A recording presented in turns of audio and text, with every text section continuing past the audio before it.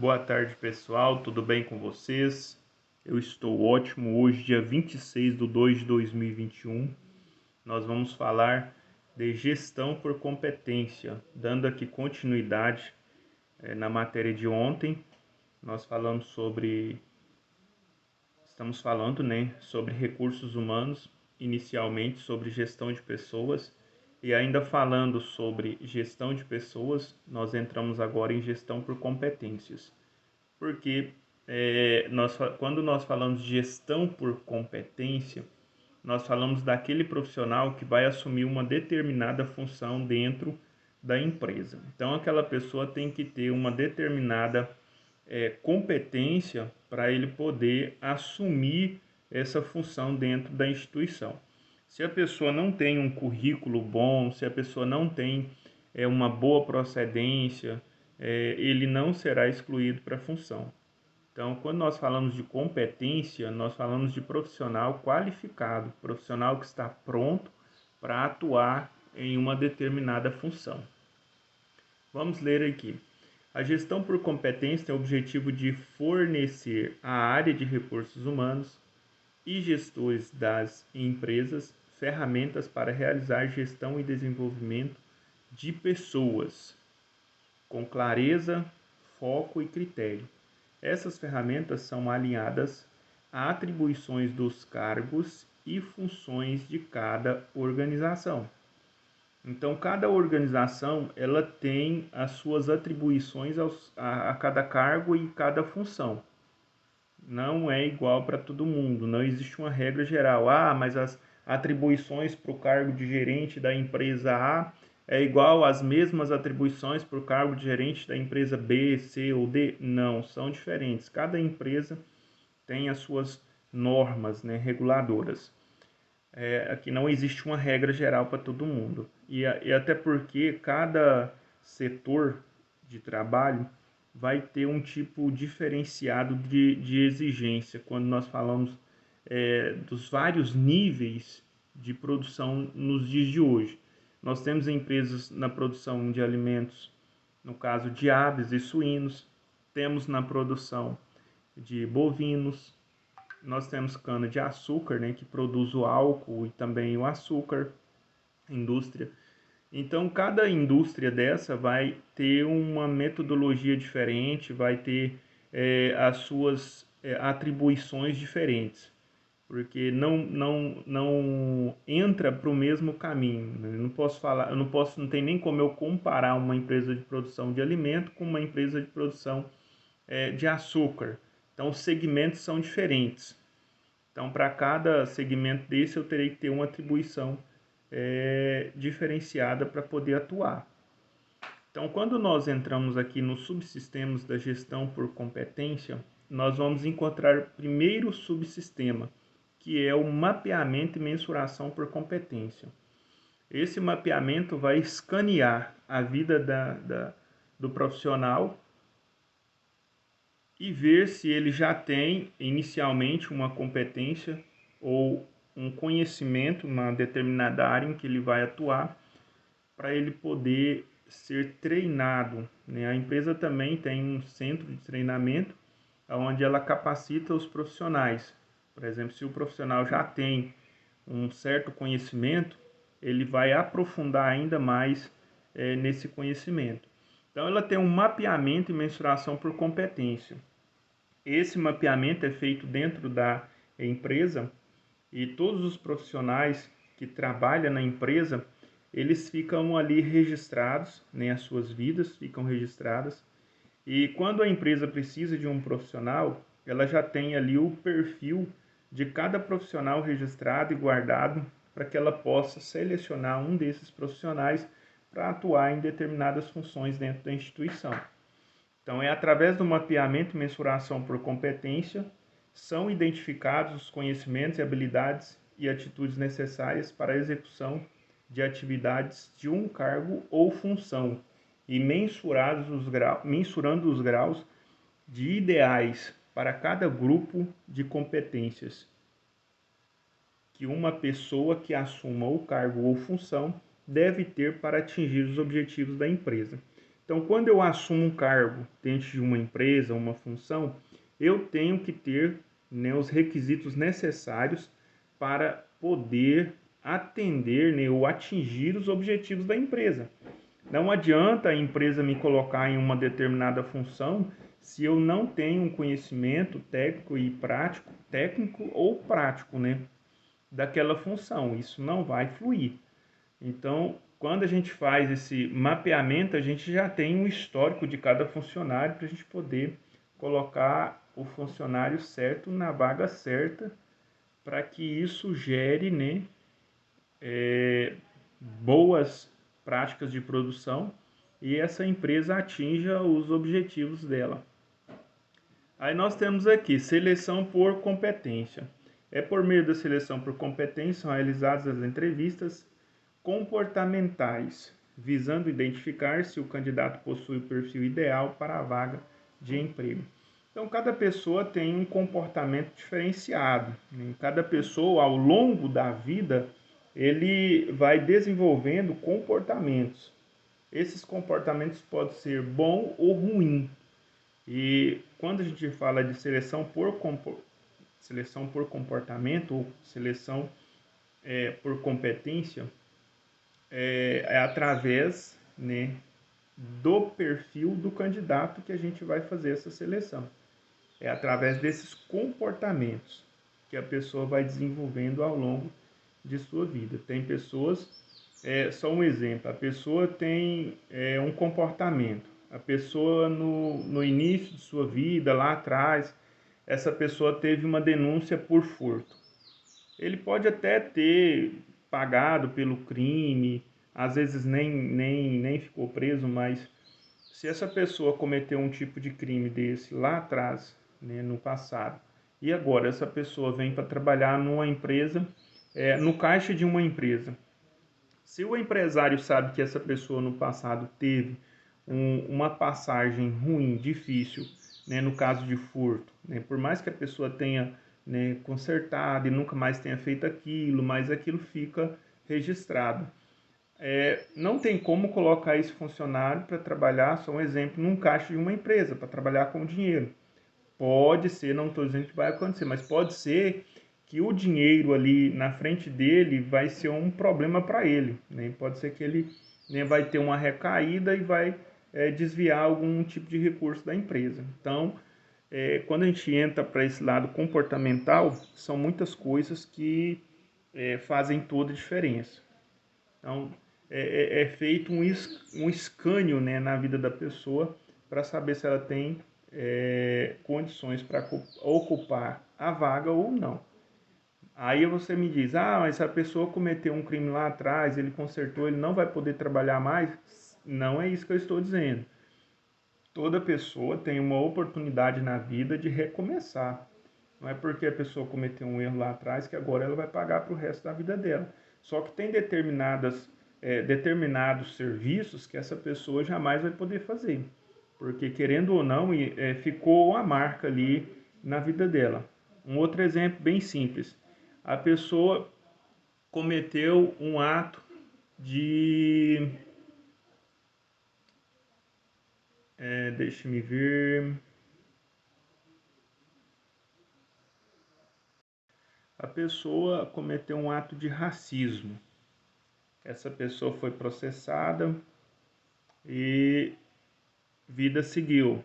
Aí lá na frente essa pessoa tem a oportunidade de trabalhar, só um exemplo, abre uma vaga para o gerente de uma empresa.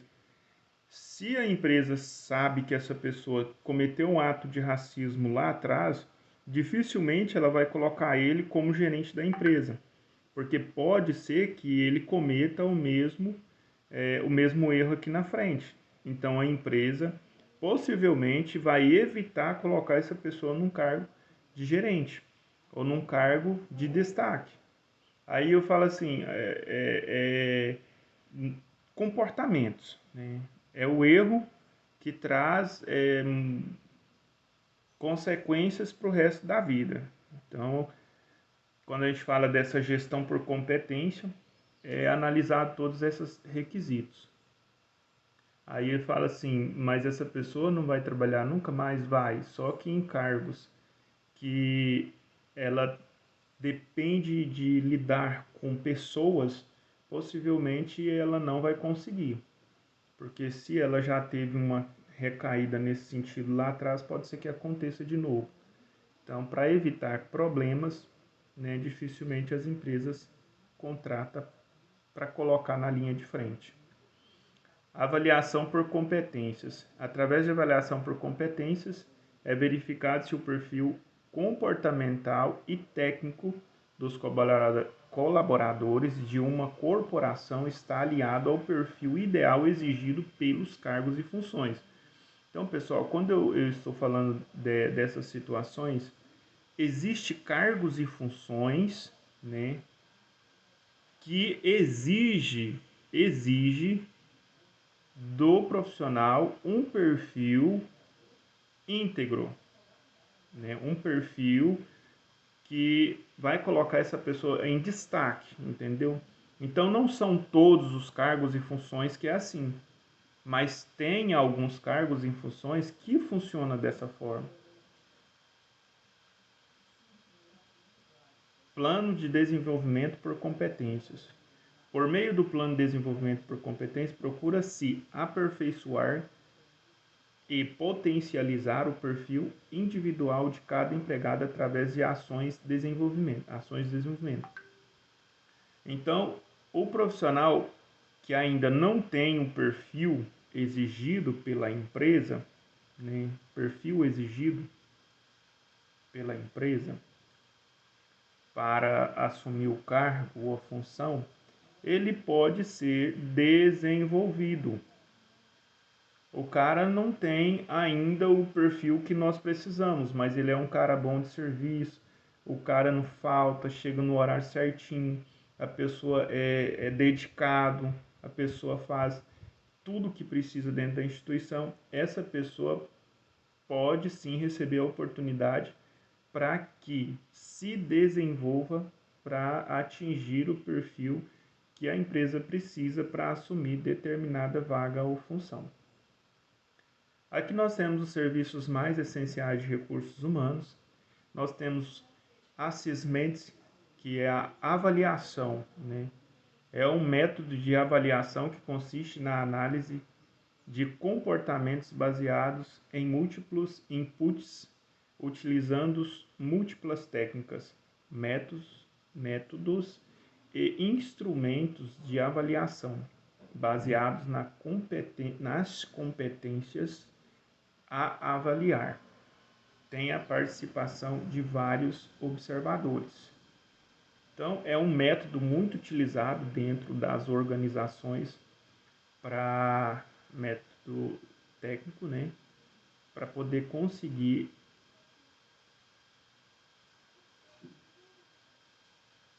novos colaboradores.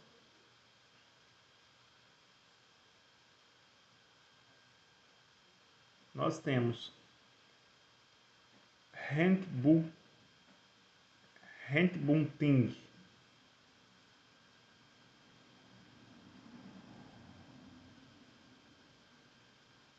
abordagem confidencial e direta de quadros superiores de quadros superiores com o objetivo de selecionar os profissionais que se destacam no meio do setor de atividade, quer pelos seus conhecimentos técnicos, quer pelas suas experiências.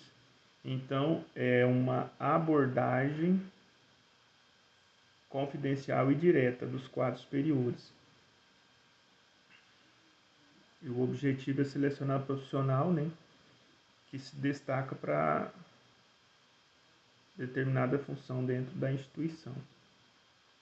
Eu não sou muito bom de inglês não, viu, pessoal? Nós temos aqui management é um serviço de recursos humanos em que se pode ter pessoas disponíveis em poucos dias, em oposição aos processos de recrutamento para posições permanentes.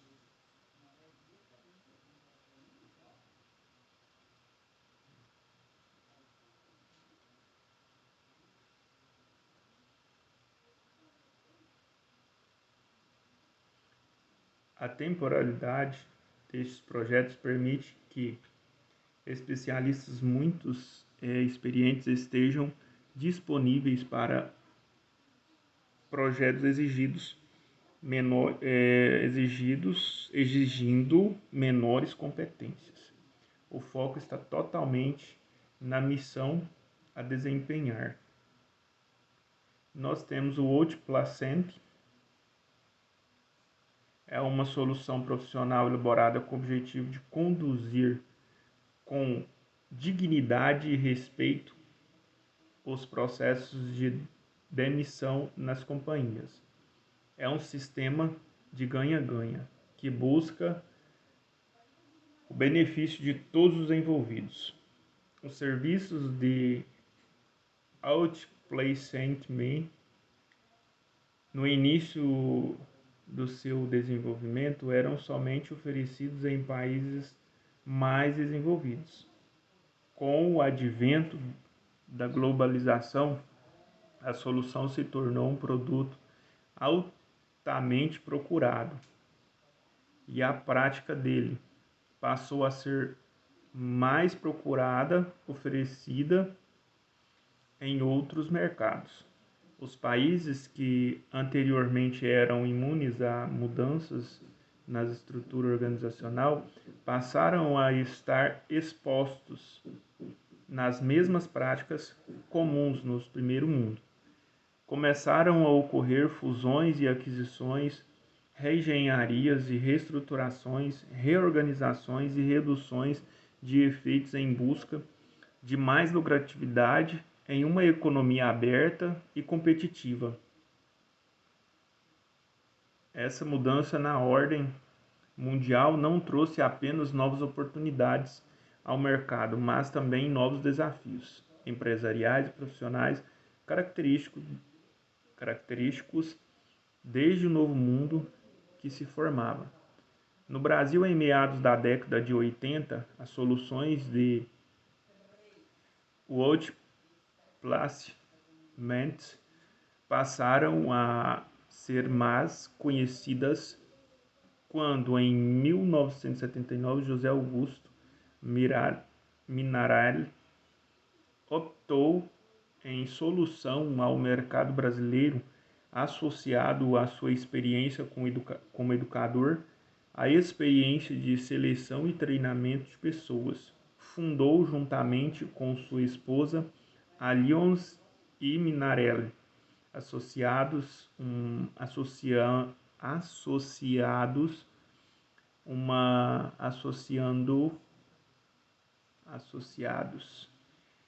estou confundindo aqui, Lyons e Minarelli Associados, uma consultoria especializada em recolocação e aconselhamento de carreira. Surgiram então as primeiras empresas nacionais prestadoras desse tipo de serviço em meados da década de 90. Começaram a chegar ao Brasil as principais empresas multinacionais no ramo